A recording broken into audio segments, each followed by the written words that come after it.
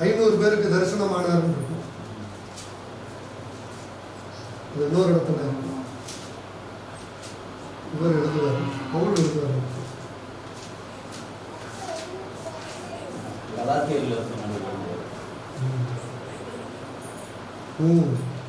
இல்லை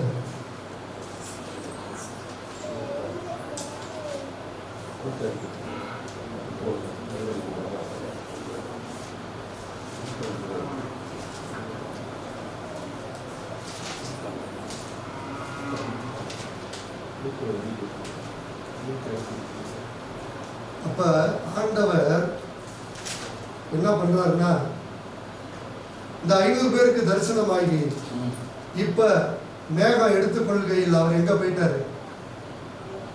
வானத்துக்கு உயர பரலோகத்துக்கு போயிட்டாரு. இப்போது ஆவியாய் இருந்து நமக்குள்ள வந்து வாசம் பண்றார். இப்ப உயிர்த்தெழுந்து ஆவியாய் இருந்த தேவகுமாரன் தான் மாம்சத்துல வந்தார். அதையும் யோவான் பார்த்தாரு. இப்ப தன்னோடு இருந்த இயேசு சிலுவையில் அறையப்பட்டதை யோவான் பார்த்தாரு. யோவான் யாரு? 12 சீசர்ல ஒருவர். இந்த யோவான் பார்த்த யோவானு மாம்சத்திலேயே இயேசுவை பார்த்திருக்கிறாரு. வெளிப்படுத்தல் விசேஷத்துல அவர் முகத்தை எப்படி பார்க்கிறாருன்னா, வெண்கல பாதத்திலும் ஒரு முகம் சூரியனை போல, கண்கள் அக்கினி ஜுவாலை போல. அதுதான் ரியல் தோற்றம். ஹல்லேலூயா. அவர் நிலையறிக்கை பொற்கச்சை திரும்பி அவர் தன்னை ஆண்டவராக வெளிப்படுத்த ஒரு மனிதனா பார்த்தவரை பரலோக தரிசனத்தை காண்பித்து இவருக்கு தன்னை காண்பிக்கிறார். அப்போஸ்தலனாகிய யோவான் கொண்டு ஏன் எழுதினார்னா, இந்த யோவான் ஒரு தீர்க்கதரிசியாக ஆண்டவர் அவனை தெரிந்து கொண்டு அவனுக்கு தான் இந்த பரலோக தரிசனங்களை கொடுத்தார். புதிய வானம், புதிய பூமி, புதிய எருசலேம் நகரம் எல்லாம் வெளிப்படுத்தி விசேஷத்துல இவன் மூலமாக ஆண்டவர் நமக்கு காண்பித்தார். ஹல்லேலூயா.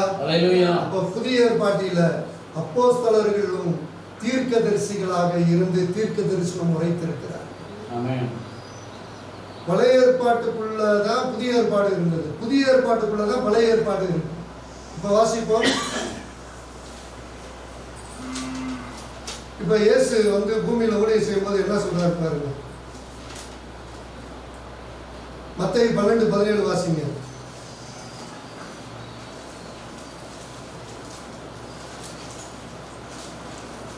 ஏசாயா தீர்க்கதரிசியால் உரைக்கப்பட்டது நிறைவேறும்படி இப்படி நடந்தது. இங்க பாருங்க, இயேசு சொல்றார், ஏசாயா தீர்க்கதரிசியால் அப்படி உரைக்கப்பட்டது நிறைவேறி இப்படி நடந்தது. அவன் உரைத்ததாவது யாரு? ஏசாயா உரைச்சத இங்க நிறைவேறுதுன்னு இயேசு சொல்றார். அதே மாதிரி மத்தேயு 13:14 வாசிங்க. நான் சொன்னேன்ல, நிறைவேறுகிறது. அதாவது காதார கேட்டு உணராது இருப்பீர்கள். இந்த வசனத்தெல்லாம் இங்க பாருங்க, இயேசு இங்க ஏன் தெரியுமா கோடிக்கிட்டு காட்டுறாரு? இது எல்லாம் நியாயப்பிரமாணம், தீர்க்க தரிசனங்கள் எல்லாம் நிறைவேற்றவே அவர் வந்தார். இதெல்லாம் விளக்கி காட்டுறாரு. அங்க சொல்லப்பட்டதெல்லாம் இங்க இருக்குன்னு. லூக்கா 11:49 வாசிங்க.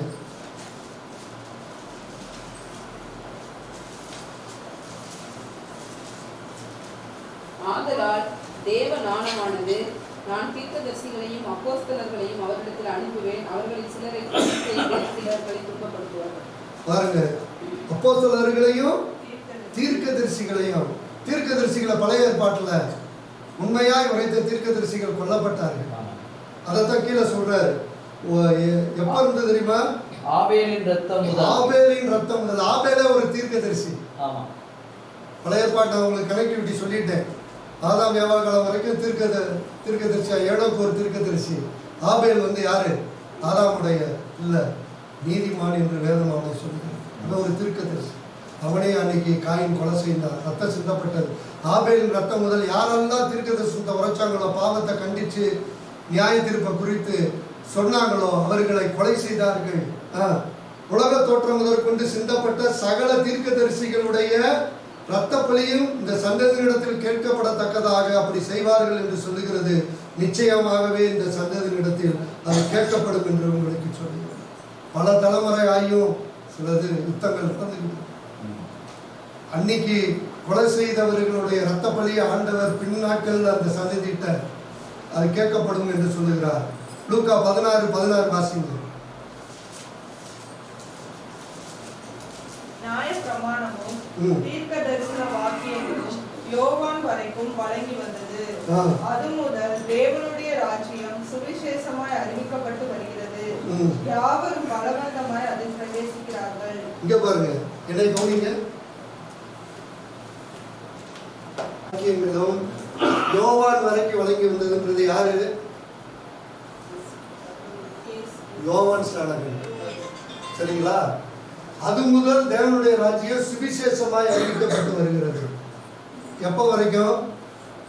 இயேசு வந்ததுக்கு அப்புறம் சுவிசேஷமாய் தேவனுடைய ராஜ்யம் பழைய ஏற்பாட்டிலே இருந்தது. தேவன் அன்றைக்கு தன்னை வெளிப்படுத்தி தன்னுடைய வார்த்தைகளை தீர்க்க தரிசனம் உரைத்து நியாயப்பிரமாணம் கொடுத்து நடத்தி வந்தார். புதிய ஏற்பாட்டில் தேவராஜ்யம் எப்படி வருதுன்னா சுவிசேஷமாக அறிவிக்கப்படும், நற்செய்தியாக. இன்றைக்கு நற்செய்தி அறிவிக்கப்பட்டதுனாலதான் இந்த 4 நிருபங்கள் சொல்றோமே, மத்தேயு, மார்க்கு, யோவான் 4 நற்செய்தி நூல்கள் நற்செய்தியாக சுவிசேஷமாக அறிவிக்கப்பட்டு வருகிறது. கீழே போட்டிருக்கு, யாவரும் பலவந்தமாய் இயேசுவை ஏற்றுக்கொண்டு வருகிறவர்கள் பலவந்தமாய் அதில் பிரவேசிக்கிறார். யாவரும்னா இயேசுவை ஏற்றுக்கொண்டவர்கள், இயேசுவை ஏற்றுக்கொண்டு அவருடைய பிள்ளையாய் மாற்றப்பட்ட யாவரும் இயேசு சொல்லி ஆசீர்வாதங்களுக்குள்ளே பலவந்தமாய் தேவனுடைய ராஜ்யத்துக்குள்ளே வருகிறார். இன்றைக்கு தேவனுடைய ராஜ்யம் கிறிஸ்துவின் ராஜ்யமாய் நமக்குள்ளே வந்திருக்கிறது. இன்னைக்கு எல்லாமே நீங்க எதை கேட்டாலும் இயேசுவின் நாமத்தினால, இயேசுட்ட பிதாட்ட ஆவியானட்ட கேட்டு ஜெபம் பண்ணுங்க. இயேசுவின் நாமத்தினால ஜெபம் பண்ணுங்க. காரணம் இயேசுதான் கொடுக்கணும். ₹1 இருந்து சின்ன ஆசீர்வாதத்துல இருந்து தேவையானவைகளை தர இன்னதென்று தெரிந்து பிதா கொடுக்கிறார். உனக்கு என்ன வேணும், அவனுக்கு என்னது வேணும். குழந்தைக்கு போய் பிரியாணி கொடுத்தீங்கன்னா என்ன? குழந்தைக்கு என்னதான் கொடுக்கணும்? பால்.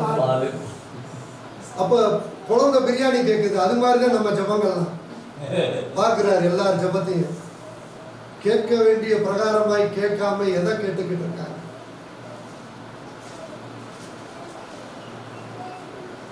பால் உண்ணுகிற குழந்தைக்கு பாலை கொடுப்பது போல ஏற்ற வேளையில கர்த்தர் உங்களை உயர்த்துவார். ஆமென். நாம் பிதா இன்னதென்று தேவை என்று அறிந்து கொடுக்கிறார். இயேசு என்ன சொன்னாரு? இயேசுக்கு மேல நம்ம வாக்குத்தத்தம் பண்ணக்கூடாது. இயேசு என்ன சொன்னாரு? நாளை தினத்தை குறித்து கவலைப்படாதீங்க, அந்தந்த நாளுக்கு பாடு போதும். அந்த நாள் நாளைக்கு இருக்குல்ல, நாளைக்கு என்ன தேதி? 26. 26ஆம் தேதி கவலைப்படணுமா? பர்னபாசுக்கு என்ன கொடுக்கணும்னு புரியுதுங்களா? அந்தந்த நாளுக்கு அதன் பாடு போதும். அந்த நாள் நாளைய குறித்து அதுதான் கவலைப்படணும். நீங்க கவலைப்படாதீங்க. இயேசுவை ஆராய்ச்சிக்கிட்டு இயேசுவை ஏற்றுக்கொண்டு இயேசுடைய வாக்குத்தத்தங்களுக்குள்ள வாழுகிற பிள்ளைகளாகி நீங்கள் நானும் கவலைப்படக்கூடாது. ஒரு பாடல் பாடுமா? கவலையெல்லாம் மறக்கணுமா? கர்த்தரையே நோக்கணும். கவலை கண்ணீர் மறக்கணும், கர்த்தரையே நோக்கணும். கற்றுத்தாரும் ஆவியானவரே. கண்ணீர் மறக்கணும், கர்த்தரையே நோக்கணும். கற்றுத்தாரும் ஆவியானவரே. செய்த நன்மை நினைக்கணும், நன்றியோடு துதிக்கணும். சொல்லித்தாரும் ஆவியானவரே. செய்த நன்மை நினைக்கணும், நன்றியோடு துதிக்கணும். சொல்லித்தாரும் ஆவியானவரே. ஆவியானவரே, ஆவியானவரே, பரிசுத்த ஆவியானவரே. ஆவியானவரே, ஆவியானவரே, பரிசுத்த ஆவியானவரே. எங்களுக்குள்ளே வாசம் செய்யும் ஆவியானவரே. இந்நாளில் சித்தம் போல் நடத்தி செல்லுமையா. எங்களுக்குள்ளே வாசம் செய்யும் ஆவியானவரே. இந்நாளில் சித்தம் போல் நடத்தி செல்லுமையா. தீர்க்க தரிசிகளுக்கு தீர்க்க தரிசனம் உரைத்து பின்னாட்களில் நடப்பதை வெளிப்படுத்துவது போல் மோசைக்கு பூமி சிருஷ்டித்து 3000 ஆண்டுகளுக்கு முன் வாழ்ந்த மோசைக்கு முன்னாட்களில் நடந்ததை வெளிப்படுத்தி சிருஷ்டிப்பின் வரலாறு 3000 ஆண்டுகளாக வாழ்ந்த பரிசுத்தவான்களான ஆபிரகாம், ஈசாக்கு, யாக்கோபு, யோசேப்பு மற்றும் நோவா, ஏனோக்கு வாழ்க்கையில் நடந்ததை ஆண்டவர் மோசைக்கும் யூதாவுக்கும் வெளிப்படுத்தினார். கிறிஸ்துவுக்கு பின்பு வாழ்ந்த யூதாவுக்கு 3000 ஆண்டுகளுக்கு முன்பாக வாழ்ந்த ஏனோக்குக்கு தேவன், அதாவது கிறிஸ்துவுக்கு முன் வாழ்ந்த ஆதாமின் 7 தலைமுறையான ஏனோக்குக்கு இயேசுவின் வருகையை தீர்க்க தரிசனமாக வெளிப்படுத்தினார். இப்போதும் இயேசு என்ற தீர்க்கதரிசி சாலமோனிலும் பெரியவர் நமக்குள்ளே வாசம் பண்ணுகிறார். இயேசு நமக்குள்ளே ஒவ்வொருவருக்குள்ளும் இருந்து தீர்க்கதரிசியாக பேசுகிறார். ஆமென். சுவிசேஷமாக இப்போது அவர் மூலமாய் நமக்கு அறிவிக்கப்படுகிறது. கிருபையின் சத்தியம் நிறைந்தவர் தான் உங்களோட என்னுடைய பார்வை. இப்ப எலியா, மோசே, நான் உங்களுக்கு சொல்றேன், கவனமா கேளுங்க. எலியா, மோசே மறுரூப காட்சியில வராங்களா? இயேசு ஊழியம் செய்யணும். ஏன் வராங்கன்னா, மோசே ஒரு தீர்க்கதரிசிட்ட தான் நியாய பிரமாணத்தை கொடுத்தாரா? இப்ப தீர்க்கதரிசியிலேயே எலியா ஒரு பேர் பெற்றவன். எப்படி? எலிசா எப்படி தெரியுமா இறந்தா? வியாதிப்பட்டு. ஆனா எலிசா ரெட்டிப்பான வரத்தை கேட்டு பல அற்புதம் பண்ணா. ஆனா கடைசியில எலிசா வியாதிப்பட்டு மரணம் அடைந்தான்னு எழுதியிருக்கோம். ஆனா எலியா சுழல் காற்றிலே அக்கினி ரதத்திலே அவனை அப்ப இந்த மோசே எலியாவும் இயேசுவ மறுரூப காட்சியில வந்து என்ன பேசுறாங்கன்னா, சிலுவை மரணத்தை குறித்து பேசிட்டு என்ன சொல்றாங்க, இனி நீங்க தான் நிறைவேற்ற போறீங்க நியாய பிரமாணத்தையும். தீர்க்கதரிசியின் சார்பாக எலியாவும் 2 பேரும் கொண்டுட்டு வந்து இயேசுட்ட மறுரூப காட்சியில் அவர் மகிமை அடைந்து மறுரூபமாகிறார். அதுக்கப்புறம் பாத்தீங்கன்னா இயேசு மட்டும்தான் அங்க காணப்படுகிறார். மோசையும் எலியாவும் அடைந்து போனார். மோசையை அடக்கம் பண்ணது தேவனே அடக்கம் பண்ணார். அவனுடைய கல்லறை இன்னைக்கு வரைக்கும் தெரியாதுன்னு எழுதி. எலியா சுழல் காற்றுல போனோம். இந்த உடலோட பரலோகத்துல இருக்க முடியாது, பரதீஸ்ல இருக்க முடியாது. ஏன்னா விண்வெளிக்கு போயிட்டு இன்றைக்கு இந்த சீதா வில்லியம் சொல்றவங்கெல்லாம் மாட்டிட்டு, ஏன்னா பூமி தான் மனிதனுக்கு ஆண்டவர் கொடுத்தார். மனிதன் கண்டுபிடிக்க போறேன்ட்டு மேல போறான். மேல போன ஒரு காற்று கிடையாது. பூமியில தான் அவனுக்கு வேண்டிய தானியங்கள், ஆகாரம் கிடைக்கும். அங்க வாழக்கூடிய தன்மைக்கான உடல் இல்லை. இப்போ ஒருவேளை எலியா அங்கிருந்து இந்த ஸ்டேஜை கடக்கும் போது, இது என்னோட அபிப்பிராயம், கடக்கும் போது ஒருவேளை இந்த மாம்ச உடல் இல்லாம அவன் உள்ள எப்ப மரிச்ச உடனே போற மாதிரி போயிருக்கலாம். அவன் மகிமையில காணப்படும். இந்த உடலோட அங்க இருக்க வாய்ப்பு இல்லை. இந்த உடலுக்கான தேவைகள் இங்கதான். மாம்சம் ரத்தமும் தேவனுடைய ராஜ்யத்தை சுதந்திரிப்பது.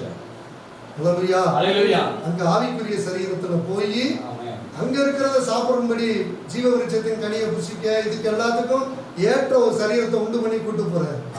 ஏன்னா சொன்னார்ல, ஜீவ விருட்சத்தின் கனியை நான் புசிக்க கொடுப்பேன்னு. அப்ப அங்க தராரு, அதுக்கேற்ற சரீரம் வேணும். ஹல்லேலூயா. இந்த சரீரம் கண்டிப்பாக இந்த உணவு சாப்பிட்டு நம்ம இப்ப இந்த முறையில தான் இருக்க முடியும்.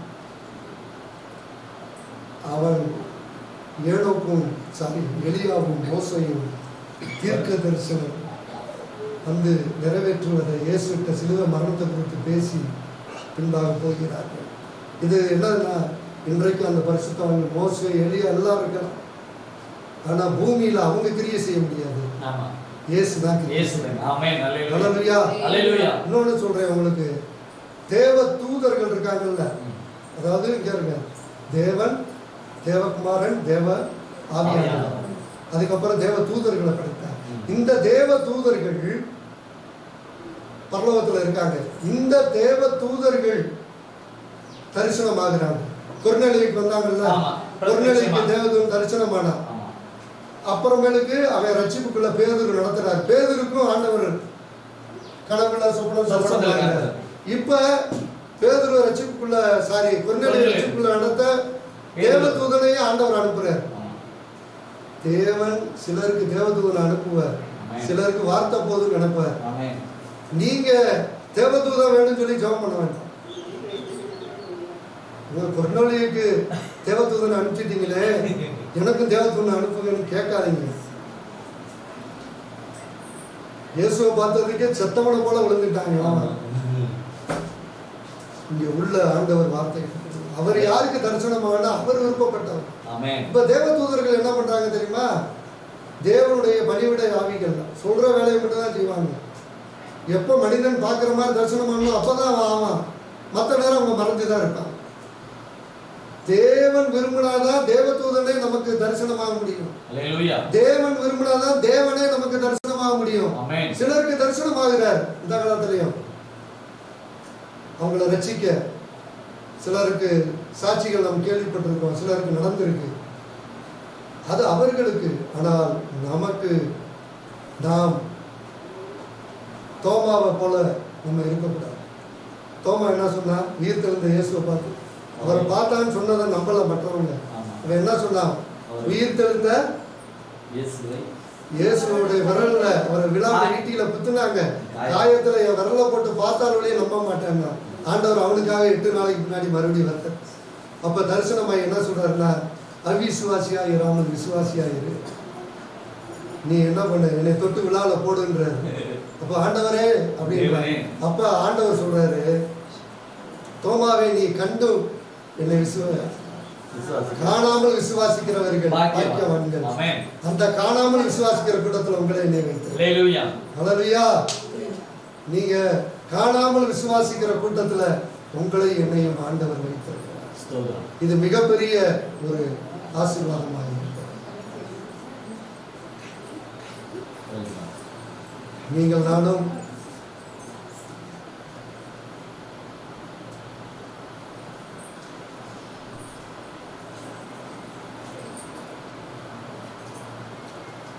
நானும் காணாத, ஆண்டவரை காணாமல் விசுவாசிக்கிற கூட்டத்துக்குள்ளே நம்மளை வைத்திருக்கிறார். அப்ப நாம் விசேஷமானவர்களாக இருக்கிறோம். இயேசு நம்முடைய ஆவியிலே தங்கி இருக்கிறார். காணாமல் விசுவாசிக்கிறவர்கள் பாக்கியவான்கள் என்று சொன்னார்கள். நம்ம ஆண்டவரை பார்க்கல, ஃபாதரே ஐயாவே பார்க்கல சொல்லிட்டார். நான் இது வரைக்கும் அவரை பார்க்கல. ஏன்னா நம்மளால நிறைய பேர் பார்க்கணும்னு துடிக்கிறாங்க. ஆனா அவர் மேல ஆவியானவர் இருந்து கூட பாடல்கள், அதாவது அவருக்கு அவர் வெளிப்படுத்தினா சொல்லிடுவார். இப்ப நானும் பார்க்கல இயேசுவை, ஆனா இயேசு எனக்குள்ள தங்கி இருக்கு. ஹல்லேலூயா, ஆவியில பரிசுத்த ஆவியானவர் எனக்குள்ள தங்கி இருக்கிறார். பிதாவின் ஆவியானவர் எனக்குள்ள தங்கி, நான் 100% அதை அனுபவிக்கிறேன். காணாமல் விசுவாசிக்கிற கூட்டத்துல கர்த்தர் உங்களை எண்ணிக்கிறார். அவர் வெளிப்படுத்திட்டாருன்னா, தரிசனம் ஆகிட்டாருன்னா அவங்க பார்ப்பாங்க. அப்படி முக்கியமா தரிசனம் ஆகிதா இவனுக்கு புரிய வைக்கணும்னா சில பேர் தரிசனம் ஆகிட்டார். ஹல்லேலூயா. இப்ப பாருங்க, தாவீது அப்போஸ்தலர் 2:30,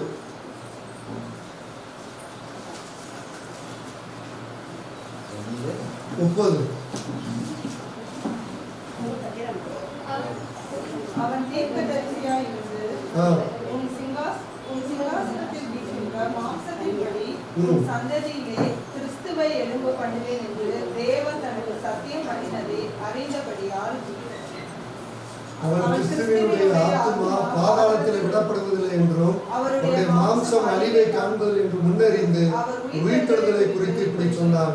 தாவீது ஒரு தீர்க்கதரிசி என்று பேதுரு சொல்கிறார். தாவீது யாரு? நமக்கு ராஜாவா தெரியும். அவன் ஒரு ராஜா, ஆடு மேய்த்து கொண்டிருந்த அவனை ராஜாவாய் கர்த்தர் மாற்றினார். இந்த தாவீது தீர்க்கதரிசி என்று யார் சொல்றார்? பேதுரு சொல்லுகிறார். இந்த அப்போஸ்தலர் நடவடிக்கைகள்ல வசனங்களை கோடிட்டு காண்பிப்பது பேதுரு பிரசங்கம் பண்ணி இருக்கிறாரு, ஸ்தேவான் பிரசங்கம் பண்ணி இருக்கிறாரு, அப்போஸ்தலர் நடவடிக்கைகள்ல பவுல் பிரசங்கம் பண்ணி இருக்கிறாரு. இதெல்லாம் அப்போஸ்தலர் நடவடிக்கைகள் எழுதப்பட்டிருக்கு.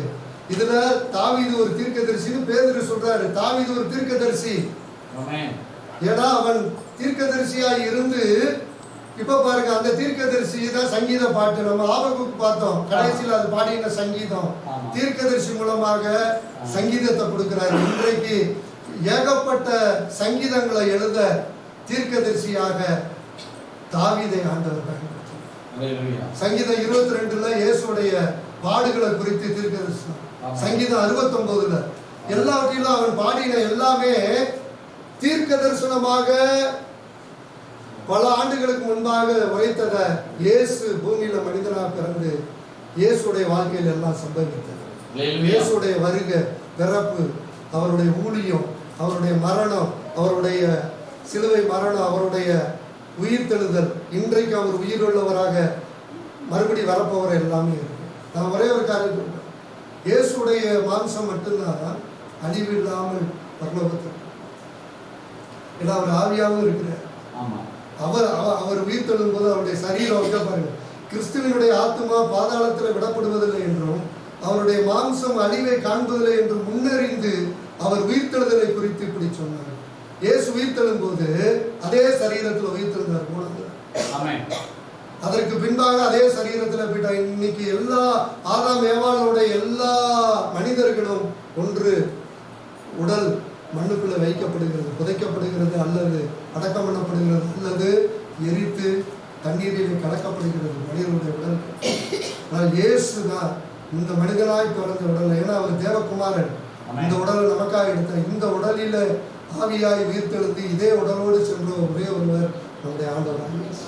அதான் வெளிப்படுத்த விசேஷத்துல ரத்தத்தில் தோய்க்கப்பட்ட வஸ்திரத்தை அணிந்திருந்தார். அவருடைய நாமம் தேவனுடைய வார்த்தை. ரத்தத்தில் தோய்க்கப்பட்ட வஸ்திரத்தை இப்பயும் அணிந்திருக்கிறார். எதற்கு? நீங்கள் நானும் பாவம் செய்யும் போது இயேசுவே என் பாவத்தை கழுவும் என்று கேட்கும் போது அவர் சுத்திகரிக்கிறவராக இருக்கிறார். ஏன்? உங்களுடைய என்னுடைய பாவங்களுக்காக அவர் அடையாளமாக அந்த வஸ்திரத்தை உடுத்தி இருக்கிறார். ரத்தத்தில் தோய்க்கப்பட்ட வஸ்திரம் எதுக்குன்னா, என்கிட்ட பாவத்தை அறிக்கையிடு, நான் உன்னுடைய எல்லா பாவத்தையும் நீக்கி அநியாயத்தை நீக்கி உன்னை சுத்திகரிப்பேன்.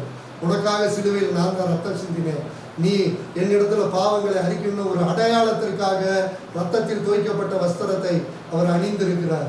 இங்கிட்டு அக்னி ஜுவாலை போன்ற கண்கள்ல தரிசனத்தை யோவான் பார்க்கிறார், இடையில இந்த தரிசனத்தை பார்க்கிறார். சீயோன் மலை, பரலோகம் எல்லாத்தையும் யோவான் தீர்க்கதரிசியாகி அப்போஸ்தலனாகிய யோவானுக்கு காண்பிக்கிறார். இப்ப தாவீது ஒரு தீர்க்கதரிசியாக இருக்கிறார். அவர் மூலமாக சங்கீதங்கள் நமக்கு கொடுக்கப்பட்டது. இப்ப சங்கீதத்தில் உள்ள வாக்கு தத்தங்களை எல்லாம் நம்ம நிறைய பார்க்கிறோம், வாசிக்கிறோம், கேட்கிறோம். தாவீது கஷ்டப்பட்டு ஆண்டவர் உத்தம உண்மையாக பின்பற்றினார். அவனுக்கு நிறைய பாடுகள், கஷ்டங்கள் வந்தது. ஆனாலும் தேவனிடத்துல அவன் ஒருபோதும் தேவனை விட்டு பின்வாங்காமல் பின்பற்றினார். அதனால ஆண்டவர் சொன்னார், தாவீதின் வம்சத்தில் அவர் பிறந்தார். அப்படிப்பட்ட இந்த தாவீது தீர்க்கதரிசியா இருந்தபடினாலதான், தீர்க்க தரிசன அபிஷேகம் அவன் மேல இருந்தபடினாலதான் அவன் சங்கீதங்களை எழுத முடிந்தது. எதற்கு தீர்க்க தரிசனம் முக்கியம் என்று சொல்லுகிறேன்? தீர்க்கதரிசிகள் ஊழியம் முக்கியம் என்று சொல்லுகிறேன். ராஜாவா இருந்தவனையும் தீர்க்கதரிசியாக கர்த்தர் பயன்படுத்தினார்.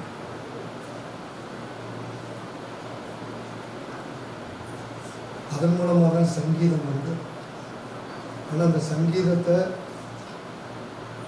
தினந்தோறும் வாசிக்கும். எத்தனை சங்கீதம் இருக்கு? 150.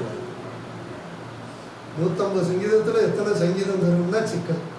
இந்த மொத்தமா 150 எத்தனை தெரியும்னா சிக்கல், இன்க்ளூடிங் மீ.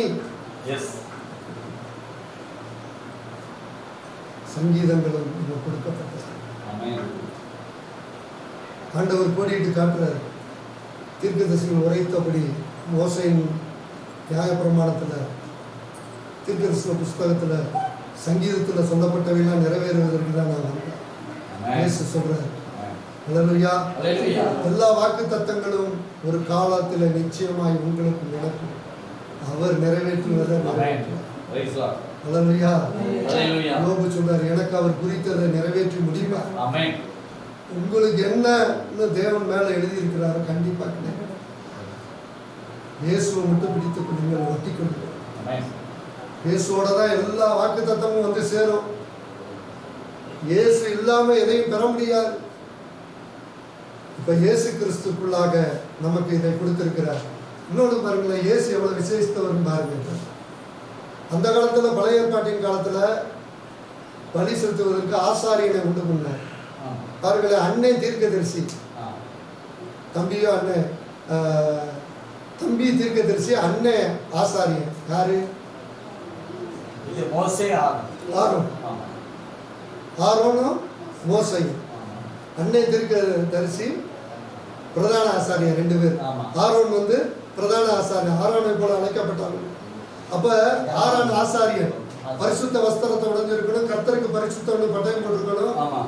அவன் தான் உள்ள போயிட்டு வரணும், பிரதான ஆசாரியர். இந்த